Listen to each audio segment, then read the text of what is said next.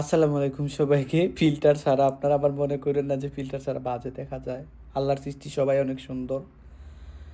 তো আমি কিছু কথা বলতে চাই। রাত বাজে ২টার কাছাকাছি, ১টা ৫১। তো আমার একটা জিনিস মনে হইলো।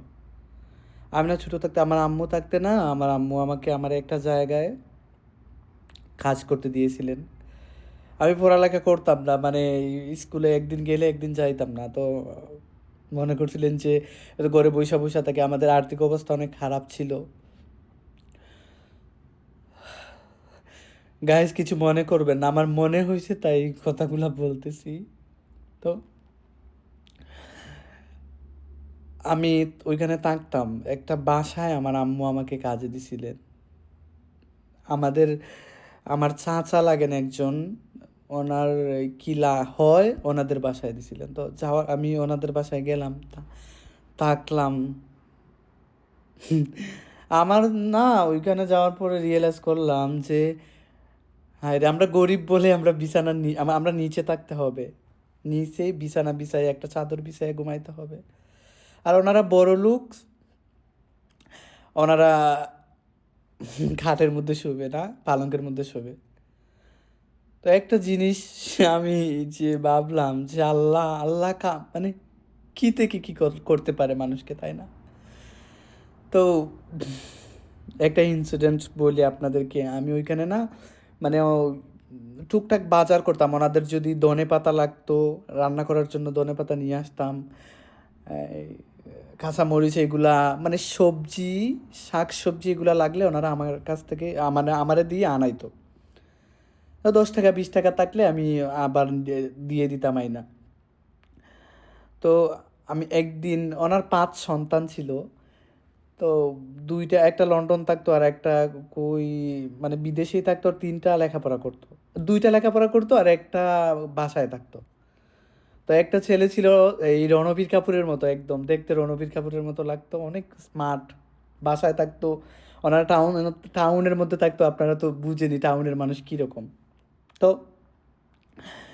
আমি না একদিন 20 টাকা না কয় টাকা আসছে, ফেরত আসছে। তো আমি ওনার ওই ওই যেই ছেলেটা রণবীর কাপুরের মতো উনি, আর ওনার মা এই এক জায়গায় বসে আছেন। তো আমি গেলাম বাজার করে, তো 20 টাকা আছে। ওনারে বললাম যে, উনি বলতেছে যে কত টাকার বাজার করছিস? তো বললাম এরকম এরকম, বইলা দিলাম। তো ওনার ছেলে না হঠাৎ করে আমার 20 টাকা ওনার হাতে দিলাম, দেওয়ার পরে ওনার ছেলে হঠাৎ করে আমারে, মানে কি বলবো গাইজ, মানুষ এরকম হতে পারে, টাচ করে একটা চোর মাইরা দেয় গালের মধ্যে। আমি গালটা একটু কম সরাইয়া দিই, হালকা একটু লাগে। তো আমার না, আমি আমারে বলতেছি যে আমি বিয়াদবের মতো কথা বলছি, বিয়াদবের মতো নাকি ওনার মার সাথে কথা বলছি। তো কাজের ছেলে কাজের ছেলের মতো থাকবি। তো আমি না ওই সময় অনেক কষ্ট পাই, যে বলি যে আল্লাহ, গরিব হয়েছি দেখে কি এরকম মানুষ এরকম অপমান করবে? তো পরে অনেক কষ্ট পাওয়ার পরে আবার বললাম যে গরিব যা, গরিব হয়েছে এই জন্য চোর মাইরা দিচ্ছে, উনি মাইরা দেখ। অনেক আমার ব্যবহার ওনার কাছে খারাপ লাগছে, উনি যেহেতু আমার মালিক, সমস্যা নাই, নো প্রবলেম। তো আমি পরে কিছু বললাম না, চলে গেলাম ওইখান থেকে, কান্না করলাম একটু। কান্না করার পরে তো ভাবলাম যে কি করব। বাসায় কল দিলাম, দিয়ে বললাম যে এরকম এরকম। ওনারা বলতেছেন কি করবি, থাক।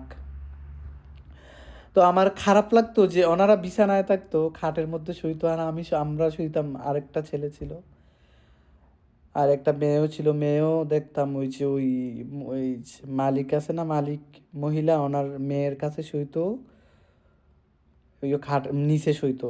তো আমিও নিচে শুইতাম, আরেকটা ছেলেও নিচে শুইতো। তো বলতাম, ভাবতাম যে জীবনে কি কিছু করতে পারবো, যে খাটের মধ্যে শুইতে পারবো। আমি গুছায় কথা বলতে পারি না, যদি কিছু যদি আমার কথায় আপনাদের খারাপ লাগে আমাকে মাফ করে দিবেন। আমি না একটু ইমোশনাল হয়ে গেছি, আমার হঠাৎ করে মনে হয়েছে তাই আপনাদের কাছে শেয়ার করার জন্য আসছি গাইজ, কিছু মনে করবেন না।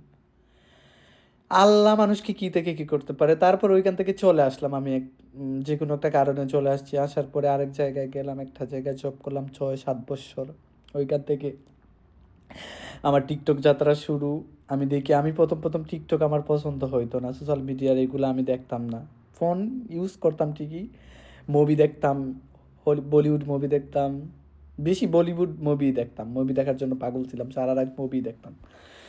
তো হঠাৎ করে টিকটক লামাইলাম, দেখি মানুষ ফানি ভিডিও করে, তো ভাবলাম যে ভালোই লাগে, দেখি আমি একদিন কইরা।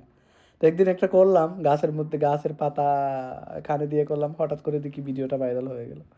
তারপর থেকে টুকটাক করি, মানুষ আমাকে অনেক কিছু বলে যে মানে মেয়েলি টাইপের ভিডিও করিস, মানে ট্রান্স সাইজে ভিডিও করিস, হ্যান ত্যান কত কিছু। তো আমি বলতাম যে আমি তো এগুলো আমি মজার জন্য করি, আমি তো আর এখান থেকে টাকা ইনকাম করতেছি না। তো মানুষ যে যাই বলে বলুক, আমি করতে থাকবো। তো হঠাৎ করতে আজকে এই জায়গায় গাইস। আমার এমনও সময় গেছে 100 টাকা দিয়ে গেঞ্জি কিনতে পারতাম না। আমি আরেকটা ভিডিওতে বলছি। এখন আলহামদুলিল্লাহ, এখন অনেক ভালো আছি, খাটে শুইতে পারি। আর কিছু করতে পারি আর না পারি, খাটে শুইতে পারি গাইস। এখন দেখেন আমার খাট, এই যে আমার রুম, এই যে আমি আমি ভালো ফোনও ইউজ করতেছি, আইফোন 15 Pro Max গাইস। তো আল্লাহ কি থেকে মানুষকে কি করে। একটা জিনিস আমার, যে আল্লাহ চাইলে কি না করতে পারেন। আর আমরা, আল্লাহ তো আমাদেরকে সবাইকে এক মাটি দিয়ে বানাইছেন, তাই না? তো কেন তো অহংকার, কেন? মরার পরে তো মাটির নিচে সবাই যাবে, কেউ তো আর উপরে যাবে না, কেউ তো নিচে যাবে না। আমার জীবনে আমি অনেক কষ্ট করছি গাইজ। আমার মনে হয় না যে আমার মতো একটা ছেলে, অন্য কোনো ছেলে এরকম আমার মতো কষ্ট করছে। অনেক স্ট্রাগল করছি, করার পরে আজকে এই জায়গায়। তো আপনারা দোয়া করবেন আমার জন্য, আমি যেন কিছু ভালো করতে পারি। আমার রাতে ঘুম আসতেছে না, তো ভাবলাম যে একটু ভিডিওটা করি, কইরা আপলোড দিব ইউটিউবের মধ্যে, ফেসবুকের মধ্যে। তো দিলাম। সবাই ভালো থাকবেন, আল্লাহ হাফিজ, আসসালামু আলাইকুম, সবাইকে গুড নাইট।